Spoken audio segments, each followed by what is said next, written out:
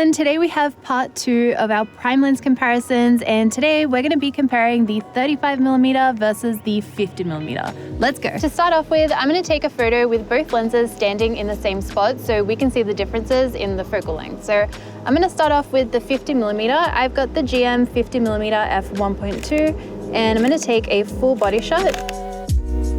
For the 35, I have the GM 35mm f1.4. And I'll take the same photo. I'll also take one more photo a bit closer up as well and put them up side by side. I'm taking today's comparison photos on the Sony A7IV, which is a full frame camera. When I'm standing in the same spot taking photos on both lenses, you can see the 35mm is a wider focal length compared to the 50mm, which is more zoomed in.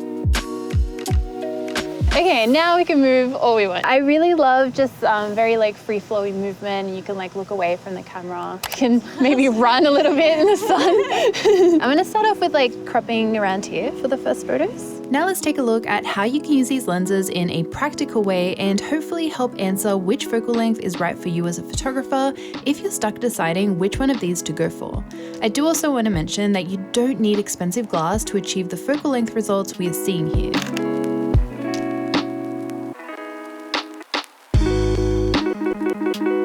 So with the 35, I do have to be a bit closer up to get the same framing as the 50. If the GM series is out of your budget, two good alternatives to these lenses are the Sigma 35mm f1.4 DGDN and also the Zeiss 55mm f1.8. Both of these are gorgeous prime lenses where you can still achieve great results. I have videos about both these lenses on my channel, so I'll leave it linked in the description if you want to check it out.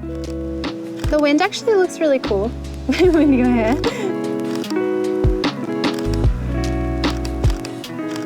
All right, perfect.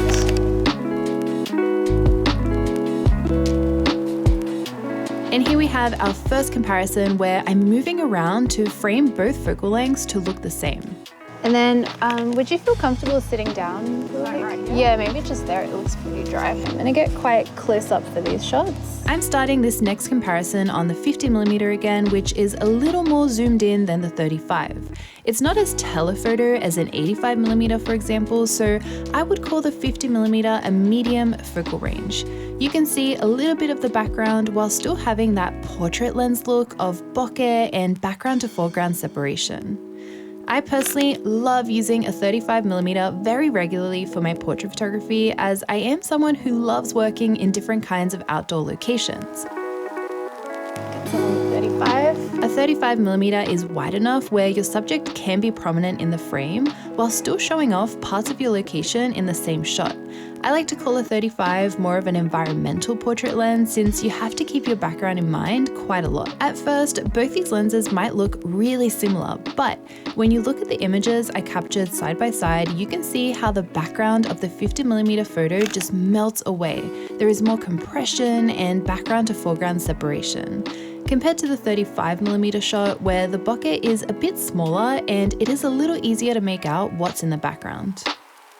I was also thinking of getting a close-up portrait here. So I have to get in quite close, and this I'm just cropping it about here. And the wind has stopped just in time. So, is a 35mm focal length too wide for portrait photography? Let's test that out by taking some close-up shots. Starting off on the 50 again, I decided to take close-up headshots here because we have the most perfect light. Do you want to actually, if you pull that shirt off your shoulder a little bit, it might look nice too. I found a spot in the shade that had just a little bit of light streaming in, so I decided to take these backlit shots, which works really well for portraits, as soft lighting like this can be really flattering for skin. You will see when I get to the comparison photos how similar you can make a 35 and a 50mm focal length look depending how you frame your subject.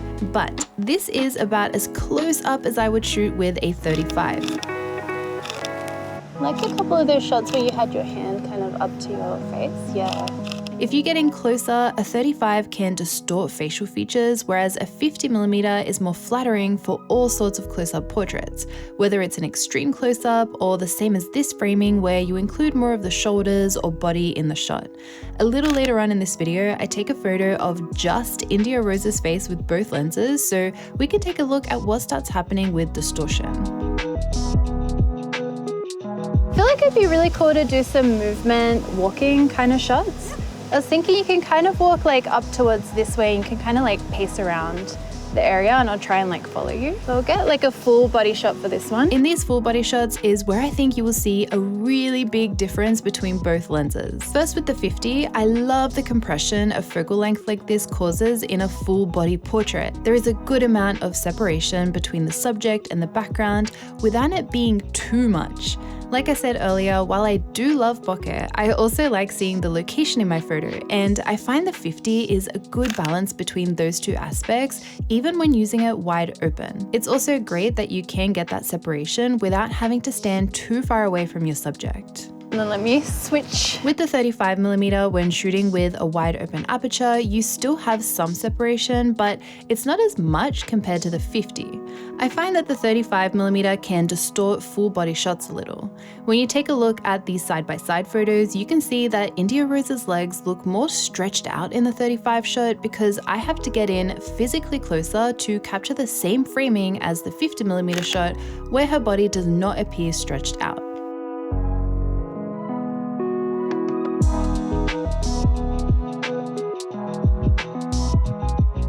Let's go in a little bit closer to the weeds here.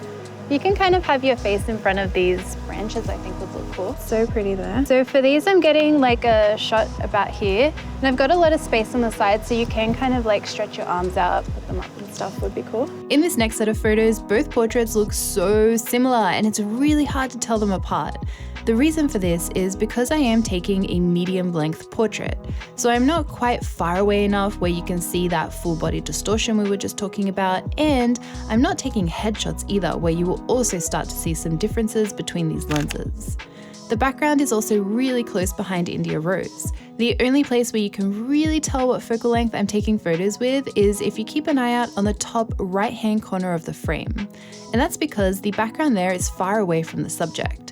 So the way you direct your subject and compose them within your locations is also going to make a huge difference in what your photos look like.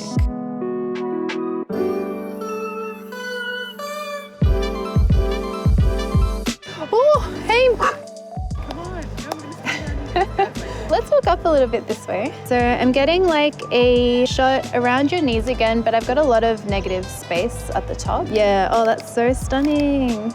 Very dreamy. I love it. Even though a 35mm is wider and it's easier to incorporate the background into your frame, it is also quite easy to capture some nice background to foreground separation too. Sometimes photographers might think that because it's wide, you can't capture dreamy looking photos with a 35. But like I mentioned in my last point, it all really comes down to your lighting and how you place your subject in your location in relation to the background. If you have enough space between your background and your subject, you can create that dreamy separation. With a 50mm, since it's a longer lens, it'll be easier to do this regularly.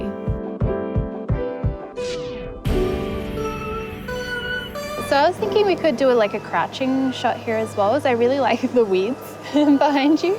So if you want to crouch, yeah, just there, like close to that. So I just want to be like close to that in the background because it looks so good. So I'm getting like a close-up shot here. These are probably my favorite photos of the whole shoot, and this is where I think both focal lengths shine. Taking these medium to close portraits where the subject is the main focus of the photo, but you are still incorporating a little bit of the location in the frame. I tend to reach for a 35mm for the majority of my work. It's my main lens for a wedding day, I love using it for the bulk of a portrait session, and I use it a lot when I'm traveling as well. A 35mm has a fun look with its distortion that I think helps add some charm and style and character to the photos I take. Because it's wider, it's easier to incorporate the backgrounds into your shots, thus making it a great lens for storytelling. Oh, that looks amazing there. A 50mm I personally don't reach for as much because, as you can see throughout this video, it is quite similar to a 35, and I prefer the funkiness of a 35 with its distortion for my work. That look is not for everyone though, so if you find that you prefer some compression to your work where you can capture close-ups and full body shots without too much distortion, but you also like incorporating some background and storytelling into your photography, then a 50mm is probably more your style.